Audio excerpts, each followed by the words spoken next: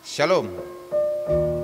Pesalmen hari ini edisi khusus Naposo dengan tema Cinta dan Cara Memilih Pasangan Hidup.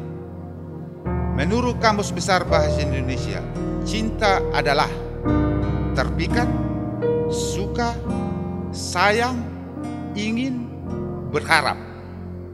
Menurut Harry Tobing, cinta adalah pengorbanan. Orang yang mencintai belum tentu mengasihi, tetapi orang yang mengasihi sudah pasti mencintai. Ketika engkau mencintai seseorang karena dia kaya, tampan setampan Brad Pitt padahal kejepit, atau cantik secantik Angelina Jolie, maka itu bukan cinta, tetapi obsesi. Saya pernah bertanya ke seseorang, "Kenapa kau mau pacaran dengan dia?" Si perempuan menjawab, "Karena dia baik."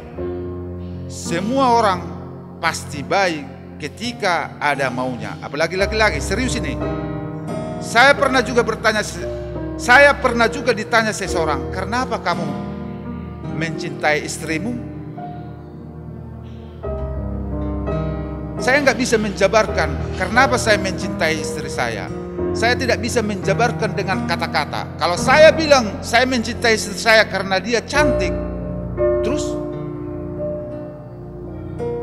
kalau dia jelek, masa saya nggak mencintai?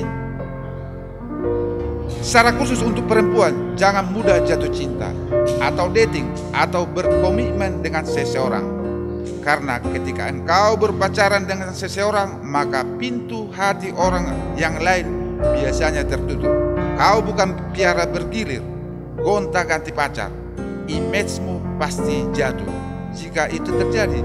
Jadi pertimbangkan secara mendetail sebelum dating atau pacaran. Jadi bagaimana mendapatkan pasangan hidup dari sudut Alkitab? Mari kita lihat. Yang pertama,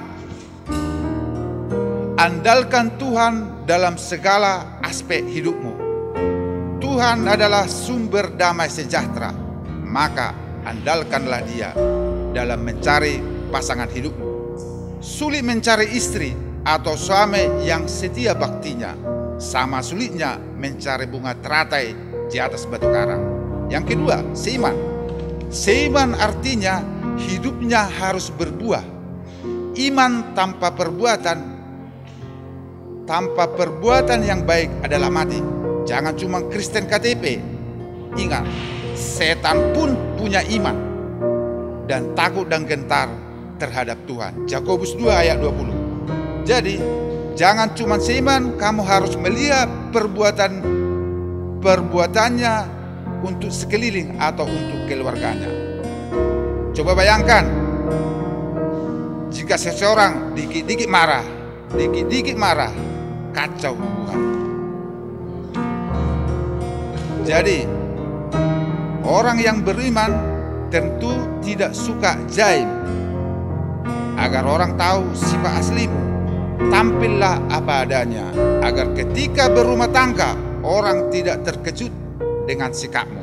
Yang ketiga, harus bekerja. Jadi sebelum menikah harus bekerja. Ingat, sebelum Tuhan memberkati Adam dan Hawa untuk beranak cucu dan bertambah banyak, terlebih dahulu Allah menciptakan tunas-tunas muda, menciptakan tumbuhan. Untuk apa? Agar manusia ada yang dikerjakan, ada yang dikelola untuk kebutuhan hidupnya. Cinta tidak bisa membayar tagihan. Yang keempat, harus mendapat doa restu dari orang tua. Ingat, hormatilah ayah dan ibumu agar lanjut umurmu di tanah yang diberikan Tuhan Allahmu kepadamu. Itulah syarat-syarat mutlak yang Tuhan kehendaki dalam mencari jodoh, plus nilai-nilai. Hal ini mutlak tetapi tidak mutlak, tetapi perlu dipertimbangkan. Yang pertama, berkarakter dan nyambung diajak ngomong. Coba bayangkan jika kau berkendaraan 3 jam perjalanan dengan seseorang tapi tidak nyambung diajak ngomong. Bosan gak sih? Pasti bosan. Apalagi suami istri yang seumur hidup tidak nyambung diajak ngomong, tentu pasti membosankan. Yang kedua, sevisi, artinya harus saling mendukung dikala suka dan duka.